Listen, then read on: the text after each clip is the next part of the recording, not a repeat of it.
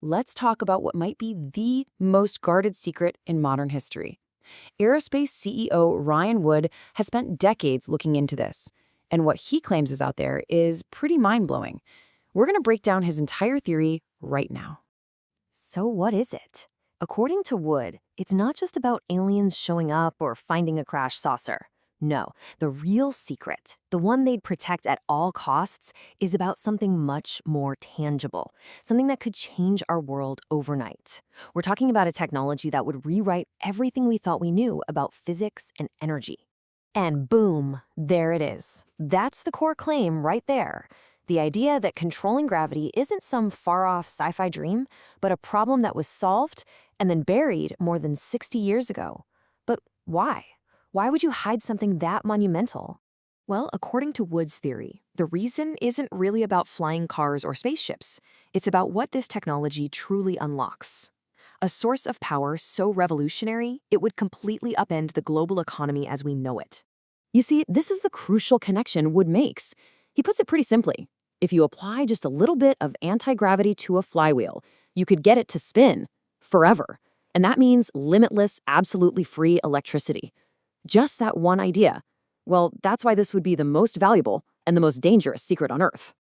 Okay, so what is all this based on? Well, Wood's entire theory hangs on a very controversial and absolutely sprawling collection of alleged government leaks. They're known as the Majestic documents, and he and his father have spent their lives trying to prove they're real.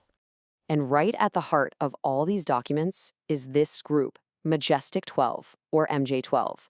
The story goes that this super-secret organization was set up right after the Roswell incident. Their one and only job? Control the story and reverse engineer any technology they found. Now, this wasn't some neat and tidy WikiLeaks-style drop. Wood says these documents trickled out over 2 full decades, coming from at least 7 different inside sources. And his argument is that the complete chaos of the whole thing, thousands of pages, some top secret, some looking like they came from a random file drawer, is actually evidence that it wasn't some coordinated fake. It was too messy to be a hoax. And as you can see here, this whole story just unfolds over decades. It supposedly starts in total secrecy right after Roswell in '47. But it isn't until the mid-'80s that the first documents finally hit the public, kicking off a 20-year period of leaks that people like Wood have been chasing down ever since. Now, we have to be really clear about this. These documents are incredibly controversial. A lot of serious investigators have dismissed them as fakes. But Wood insists that his validation process is the real deal, treating every single document like a piece of forensic evidence. We're talking chemical analysis of the ink and paper, all the way to old-fashioned detective work, like finding the daughter of a scientist named in a report just to see if the story adds up. Okay, but this just brings up a huge obvious question. How could something this massive possibly be kept a secret? Well, Wood's answer is a system of secrecy so intense, it's almost unbelievable. And this slide explains the concept perfectly. First, you've got the public white world, stuff we can all find. Then you've got the classified world of government secrets. But then there's another level above it all, the proprietary world. This is the world of private defense contractors, where the real work is supposedly happening, totally walled off from any government oversight. In this kind of system, even the President of the United States could ask for access and get completely stonewalled. The secret is seen as so fundamental, it's supposedly managed by an independent group, totally outside the chain of command, who can just say, "Sorry, sir, you don't have a need to know." So, if this technology is locked down under all these layers of secrecy, what is it exactly? Well, based on the documents Wood has analyzed, it's something that operates way beyond the physics we learn in school. Wood makes a really important distinction here. On one side, you have our attempts to copy it, the man-made stuff. Think clunky mechanical things with spinning disks and huge magnetic fields.